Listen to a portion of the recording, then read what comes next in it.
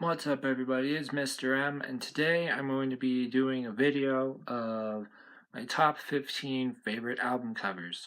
I saw Scourge of Vinyl, The Guttural Bunk, and The Guttural Monk, and Mike Seatown all do these. Um, Guttural Monk just did top 15 death metal records, and then Scourge of Vinyl and Mike Seatown did their favorites across all types of genres, which is what I'm going to do as well. And I got 15 album covers to show you that I really like. This first one is The Ninth Hour by Sonata Arctica. On this side here, you got the nature and the animals living without the humans. And on this side here, you got the humans living without nature. And then in here you got all the cogs and everything. And then here you got them living perfectly together. It's I don't know most of the names of the people who did all the album covers for all these records, but this one's the most recent one out of all of these, and it's one of my favorite too. Sonata Arctica always has a load of great album covers. This next one is Fear of the Dark by Iron Maiden. In my opinion, that is Eddie at his most evil. I know Mike Seatown and Scourge of Vinyl both said that about the Killers artwork by Iron Maiden, which I definitely think that's a great album cover as well and a great version of Eddie. I just don't think that it's the most evil. Even though the Eddie on Fear of the Dark isn't killing anyone like on Killers, I just think the way that they had him as a part of the tree, and that the way that his face is all contorted and his hair is sticks, I just think that makes it so much more creepier than Killers. And it's always one, and that one was one that I've always been drawn to. I've always been drawn to the more kind of creepier album covers, especially by bands like Iron Maiden or Cannibal Corpse, which you'll be seeing later in this video. This next one is From Death to Destiny by Asking Alexandria. I don't think I'll be able to get the glare of my phone off of the CD case. Here, I'll just take the booklet out. Still a bit of reflection, but not as much. Asking Alexandria was, they abused the shit out of drugs and alcohol for quite a bit. This is their third record, and on here it shows, this is their singer, Danny, at the time, and he's walking away from all the drugs and the women and the problems that they can cause and have caused him in the past, and he was walking out onto the stage for basically fulfilling the title of the album cover. He's walking from his death with the drugs and the girls that cause him problems to his destiny. Next is Ocean's 8 Alaska with Lost Isles.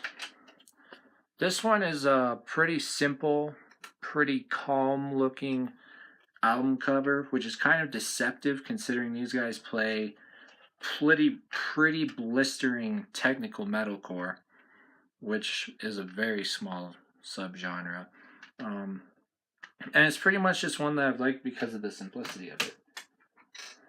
This next one is In Sorte Diaboli by Dimmu Borgir. I don't really have much of an explanation as to why I like this one. I think I just like it because of it was the first Dimmu Borgir record that I got into. Next up, we have Green Day with Dookie. Green Day, of course, one of my favorite bands. I could have picked any of this band's, well, almost any of this band's full-length records to be on this list. And at first glance, this is how it was for me anyway. To me, it just appeared like the plane was just dropping shit on there. But then you look in here and you see that all these conversations that people are having. And you even have the woman that appeared on the first Black Sabbath cover right there in the crowd too. there's a lot going on this, and I think it kind of reflects the chaotic sense that was Dookie. And every time I look at it, I'm always finding something new, too. Next up is understanding what we've grown to be by We Came as Romans. I got the metallic deluxe version of this one, and on the album cover it shows basically all humans are in the center right there, and then we got the good and the evil that feed us both, and I guess it just whichever one you cave into is the one that you feed the most. I guess what I'm doing more is kind of like an analysis of these album covers, but they're also my favorite as well. I don't know the name of the one who did this, but I'm pretty sure the guy who did this one is the guy has done all of their album covers. And I got a poster of that on my wall somewhere over there, and that was just an amazing album cover, especially the time of my life that I was going through when I was listening to that. Very reflective, I guess, of what was happening in my life at the time. Next is Korn's self-titled debut record. And this one's dope just because it's pretty creepy. You know, you got the shadow of the dude holding a knife, and then the girl on the swing set just sitting there. This pretty creepy, which makes it one of my favorite ones. Now, you know that if that wasn't just for an album cover, that girl would have been dead. This next one isn't a music cover. Album cover nonetheless. We got Complaints and Grievances by George Carlin. This is one of my favorite stand-ups by him. And kind of a bit going on there. You got George on there twice. This is his face when he's doing the list of people who ought to be killed, which is a part of this stand-up routine that he does. And then he's up there just like, what the fuck, who gives a shit? I'll say what I want to anyway. Then you got a whole load of other shit going on the album cover as well. Basically, there's some people that are just looking up at him, basically like the people who would hate him. You got those people here, there, and then that one there, who's, again, they're like the people that wouldn't like him. They're just like, what the fuck's this guy talking about? This next one is Planetary Duality by The Faceless.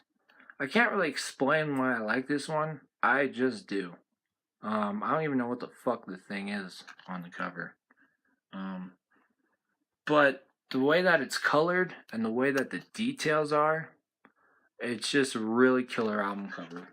And it's one of the first death metal records that I got into, if you saw the 10 records that I did that got me into death metal.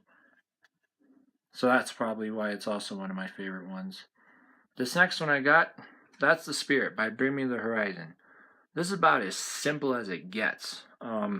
This is a sticker that came on the plastic wrap of the album cover. I just put it there because I wanted to cover up the parental advisory warning that was on it. But yeah, this is about as simple as it gets. It's just black with the album title, which is really reflective of the lyrical content, considering a lot of it was written about depression and mental disorders and things along that. Although the music is really upbeat, so it's kind of deceptive in that way because, like I said, it doesn't reflect the music at all. It just reflects the lyrical content, which if you're not paying attention to the lyrical content, you wouldn't really know that. Next up is Black Veil Brides with Wretched and Divine. This is the expanded deluxe version, which included the alternate album cover. And I picked this one over the original album cover just because there's so much more detail in it, especially in this guy right here. I'll show you the original version of it. If you look at them side by side, you can see there's so much more detail in this guy, and there's so much more detail in this album cover as well. just because of the darker tones, especially in the background up here in the sky. It really allows for more detail. And I do know the guy who did this one. His name is Richard Villa the Third. I think that's how his name is pronounced. He's done all of Black Veil Bride's album covers. And you guys can hate them if you want to. I don't give a fuck. But yeah. This is a concept record. And it's got the kid there standing up to this guy, which is basically a representation of fear, along with all the guys in the background. And you can overcome fear, any type of fear you want, basically. That's what the album cover is, and the lyrical content really talk about. Next up, we got Cannibal Corpse with Torture. I could have picked, just like Green Day, I probably could have picked a bunch of different album covers for Cannibal Corpse. But this one really stuck out to me the most, probably because it's the first Cannibal Corpse record that I really got into. It's the first one that I bought. And it was just the graphic content. You can tell it's definitely Vince Locke by how bloody and gory it is. Next up, we got My Chemical Romance with the Black Parade. Very simple album artwork. Got the band name, album title, the marching dude, and that's it. And again, the simplicity of it is what really got me with this. You know, and I got it tattooed on me as well. Although I got it tattooed on me for more reasons than I just like the album cover. But yeah, simple, kind of direct to the point. And then on the back, you got him kind of broken and fading away and carrying on. And the last one I got, Twilight of the Thunder God by Amon Amarth. I know a lot of people haven't liked the musical direction that Amon Amarth has been going on since Twilight of the Thunder God. However, I will say without a doubt the best album artwork that Amon Amarth has had has been from Twilight of the Thunder God all the way up until Jomsviking. And the album artwork is reflective of the title track, which is the first song on the record, where you have Thor standing on the rocks at the edge of the world fighting the serpent. So that is all for this video. Thank you for watching. Thank you for subscribing. Thank you to Mike Seatown. He was the first one who did this one. And then Scourge of Vinyl and Guttural Monk. Thank you guys for doing these. I'll link their videos in the description below if you guys want to check them out. And yeah, thanks for liking, thanks for commenting, thanks for subscribing, and I'll see you in my next video. Peace.